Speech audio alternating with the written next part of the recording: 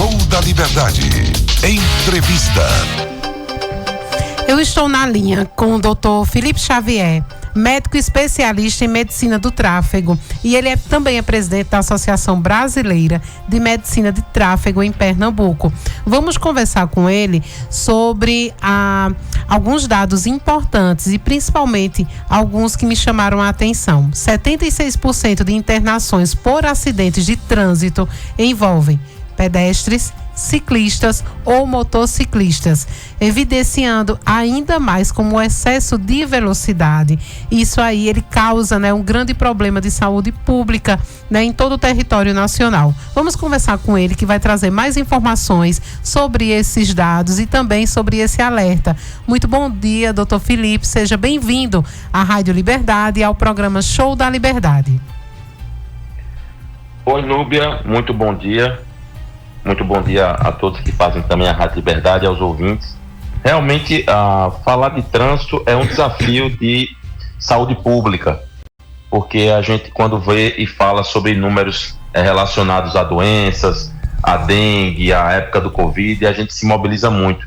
Mas o trânsito é algo que todo dia mata muitas pessoas e muitas vezes a gente não tem essa percepção da realidade. Então é muito importante a gente discutir esse tema. E mais uma vez parabenizo a Rádio Liberdade, estou aqui à disposição para todos vocês.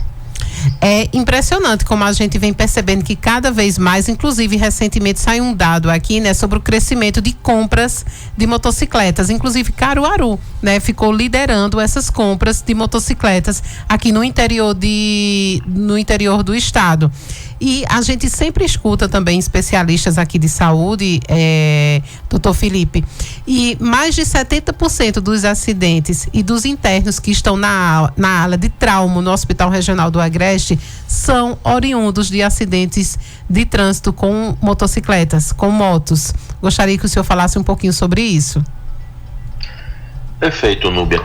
Realmente, assim, a motocicleta é um veículo de transporte que ele tem uma flexibilidade muito grande e uma facilidade muito grande nesse trânsito que a gente vive. Então, ela é fácil de deslocamento, é um veículo pequeno, consegue muitas vezes chegar de forma mais rápida nos locais, mas tem também os seus grandes riscos, porque é um veículo que ele tem uma proteção muito menor ao usuário, não só da moto, como também ao usuário da via. Então, realmente, a maioria dos acidentes do Brasil estão relacionados a motos. Como você disse, é um índice extremamente alto.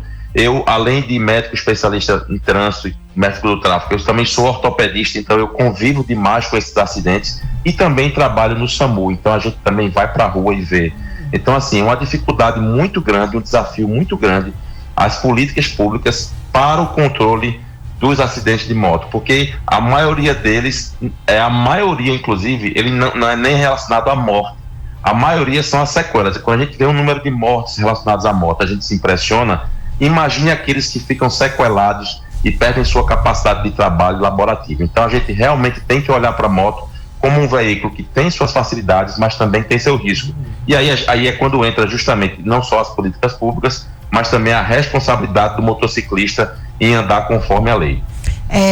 É justamente essa minha próxima pergunta. O que é que falta? A conscientização sobre você no momento de você tirar a sua carteira de habilitação. Eu tenho aqui um outro dado, que já esse ano, 2025, o número de pessoas habilitadas para conduzir motos alcançou 40,8 milhões.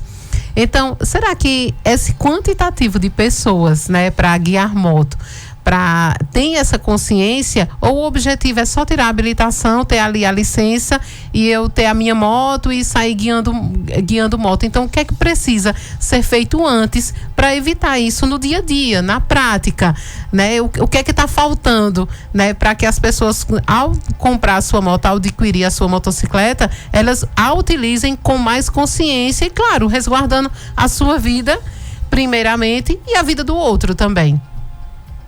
Perfeito, Nubia, excelente pergunta. Na verdade, os acidentes como um todo e os acidentes de moto, a principal causa tem sido sempre o comportamento do condutor, no caso do motociclista. Então, o comportamento é a principal causa. Por quê? O excesso de velocidade, a ausência do uso de equipamentos de proteção obrigatório e de forma correta, porque não é só ter o capacete, ele tem que estar fechado, ele tem que estar bem preso aqui na região do pescoço, então o calçado também. Então, assim, a principal causa é o comportamento. Então, o que a gente tem que fazer é entender que esse comportamento precisa ser amadurecido, né, por parte dos motociclistas. E também há outros fatores, como a questão das vias, as sinalizações, a manutenção dela e também das políticas públicas, né, que vem desde o governo federal, estadual e também municipal. Então, na verdade, como é que a gente pode resolver? De uma forma ampla, tá? Então, mudar esse comportamento, tá? Existe uma discussão, inclusive, falando sobre as autoescolas, o que é obrigatório, o que não é, porque a gente vê as autoescolas hoje falando muito, né, de obter a carteira, mas será que a gente está ensinando da forma correta o nosso condutor a dirigir? Então, muito mais do que tirar a carteira, a gente tem que ensinar essas pessoas a conduzir. Então, a gente precisa realmente de uma discussão ampla que começa com o comportamento do condutor e, obviamente, amadurecer em todas as esferas da sociedade para que a gente realmente diminua essa epidemia que é as mortes e os acidentes de trânsito. Aí, quando a gente junta, né, doutor, a gente tem um problema de saúde, a gente tem um problema, assim, que acaba afetando a saúde pública, a previdência também, por conta das pessoas que ficam, infelizmente, como o senhor falou, sequeladas. As pessoas também precisam, né, de um aporte e acaba prejudicando um todo, não é isso?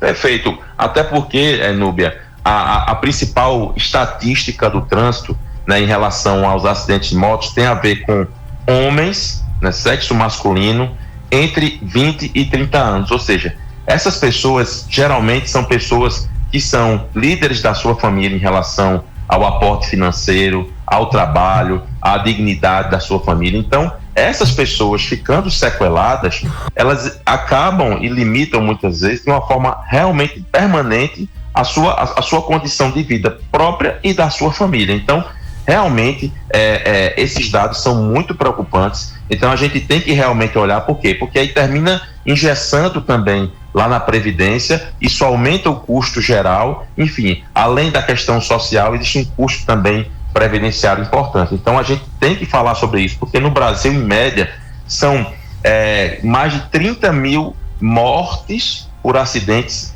por ano. Então, isso dá um equivalente a mais ou menos por hora, 5 mortes, 12 pessoas feridas e um cadeirante por hora no Brasil, vítima de acidente de trânsito. A gente tem que falar sobre isso e é muito importante, é muito válido a gente sempre trazer esses esclarecimentos para todos. São sempre dados muito altos, né? Quando a gente toca nesse tema, nessa pauta, são sempre dados muito altos, números bem relevantes. Temos aqui uma pergunta para o senhor, doutor Felipe. É o Alex, ele é mototaxista aqui em Caruaru, ele reside no bairro Cidade Jardim. Ele gostaria de saber se, colocando mais agentes de trânsito, se não resolveria esse tipo de problema. Olha, Núbia, com certeza o trabalho ele é plural, ele é conjunto. Então, a fiscalização de trânsito ela é muito importante para o controle e para a inibição das infrações de trânsito. Então, sem dúvida, o aumento da fiscalização, e aí eu vou ampliar, inclusive, para fiscalizações eletrônicas, que existe um questionamento muito grande, porque é uma indústria da multa, mas só é multado quem provoca a infração, só é multado por excesso de velocidade quem passou com a velocidade acima do permitido. Então, não só a fiscalização com o agente de trânsito, com as fiscalizações eletrônicas, são muito importantes. Mas também, assim, eu preciso dizer que, por exemplo, eu faço os exames do Detran, daquela renovação, da obtenção da habilitação. Isso é uma atribuição do médico do tráfego. Chega para mim pessoas para tirar a habilitação de moto, que eles são mototaxistas e motofrentistas, de forma ilegal. Ou seja, a pessoa já trabalha e só depois ele veio fazer a obtenção da carteira. Olha só o contrassenso. Então, isso é uma coisa que também acontece. Então, não só a fiscalização, os agentes de trânsito, mas também esse comportamento do nosso motociclista. Esse sim é o principal fator, infelizmente, das mortes e feridos no trânsito. Isso. A Rebeca, ela é da Vila Kennedy, ela está perguntando quais são os tipos de acidentes mais comuns envolvendo os motociclistas. Se são colisões, se são quedas, atropelamentos, quais são os mais comuns, doutor? Olha só, realmente os acidentes mais comuns de trânsito envolvendo os motociclistas são as colisões, tá? Porque aí estão relacionadas justamente ao comportamento, tá? Então, inclusive chama a atenção a colisão moto-moto, porque, olha, em teoria são veículos pequenos, né, que conseguem às vezes desviar de forma rápida, né? É diferente de um tamanho de um carro, de um ônibus, de um caminhão, de um motociclista bater contra um anteparo, digamos assim, grande. Mas por incrível que pareça, a colisão moto-moto são as colisões mais frequentes, em seguida as colisões carro com moto, mas realmente a gente precisa entender que inclusive a própria queda de moto tem relação muitas vezes com a sinalização, com a via mal cuidada, né? Então a gente tem a ver também com a questão pública, mas de fato o principal e mais frequente, inclusive na prática do SAMU, é a colisão moto-moto. Temos aqui a participação da Josimere Neves, ela é do Sítio Contendas. Ela está dizendo aqui, doutor, o que falta são condutores educados. A maioria não respeitam as motos. Também tem esse fator também, né? Tem sim, tem esse fator. É a questão da educação do trânsito como um todo. A gente não pode nunca generalizar, tá? E eu sempre tenho esse cuidado. Nunca a culpa é só da moto, ou realmente alguém que realmente cause esse problema. Então, muitas vezes o problema realmente não é da moto, é do condutor que não respeita. E no próprio Código de Trânsito Brasileiro, na realidade, o veículo maior tem que proteger o menor. Tá? Então, talvez seja isso a fala da nossa ouvinte aí. Na verdade, a moto teria que ser protegida pelo carro, que teria que ser protegida pelo ônibus e o caminhão. E na prática a gente vê o contrário, né? O caminhão quer passar na frente porque ele é maior do que o carro ou maior do que a moto. Então, isso que ela está descrevendo é algo muito importante e, de fato, tem a ver com a realidade também dos acidentes de trânsito no Brasil. É difícil. A gente, de acordo aqui com o senhor está nos explicando, a gente já entendeu que é um problema macro, né? Um problema macro. A gente precisa do poder público cuidando das vias, a gente precisa dos agentes de trânsito fazendo o seu papel, mas precisa, acima de tudo, também dos condutores, respeitando o que diz o Código de Trânsito Nacional, respeitando o que diz as leis, para evitar esses tipos de acidente. E lembrando sempre, quem sofre esse tipo de acidente, né, em sua maioria, vai para os hospitais de trauma do SUS, então vai aguardar numa fila de espera, muitas vezes não consegue um atendimento de imediato. É toda uma situação, não é isso, doutor? Isso, perfeito. Em relação aos acidentes, trazendo mais um dado, os 3 principais causas de acidente no Brasil primeiro, o excesso de velocidade, segundo, é o uso do álcool, e o terceiro já é o celular. Então, olha só, se você parar para entender excesso de velocidade, uso de álcool e celular, todos os 3 têm a ver com comportamento. Então, é isso que você falou. Então, a gente precisa modificar o comportamento do nosso condutor, do nosso motociclista, né? Porque os hospitais estão abarrotados. O Hospital Regional do Agreste, por exemplo, ele está quase com o dobro da sua capacidade, né? É sobrecarregado por pessoas essencialmente com vítimas de acidente de trânsito. Então, a gente tem um outro hospital nos corredores, nas filas, aguardando. Então, tudo isso aí é questão de saúde pública. Então, a gente tem que realmente fazer a nossa parte, né, procurar dirigir de forma defensiva, pilotar de forma defensiva, porque eu vou trazer um dado que agora vai assustar a Núbia. Sim. Né? A gente ficou comovido, né, naquela época do acidente que houve de avião no ano passado, em Vinhedo, São Paulo, que morreram 62 pessoas. No trânsito do Brasil, morre mais do que 62 pessoas por dia, ou seja, mais do que um avião cai todo dia, né, vítimas de sinistro de trânsito. Então, isso, quando a gente faz esse comparativo, a gente chama, poxa, se fosse um avião, estava todo mundo comovido. E hoje vai morrer pessoas equivalentes a um avião. Ontem, mesma coisa, ontem a mesma coisa. Então, a gente precisa entender isso como realmente algo definitivamente importante para ser tratado, discutido e debatido, como é a oportunidade que a Rádio Liberdade está fazendo nesse momento. Como a medicina de tráfego, ela pode orientar políticas públicas, né, voltadas à segurança dos motociclistas? Perfeito. A medicina do tráfego, a sociedade chama-se ABRAMET, com um T mudo, que é a Associação Brasileira de Medicina do Tráfego.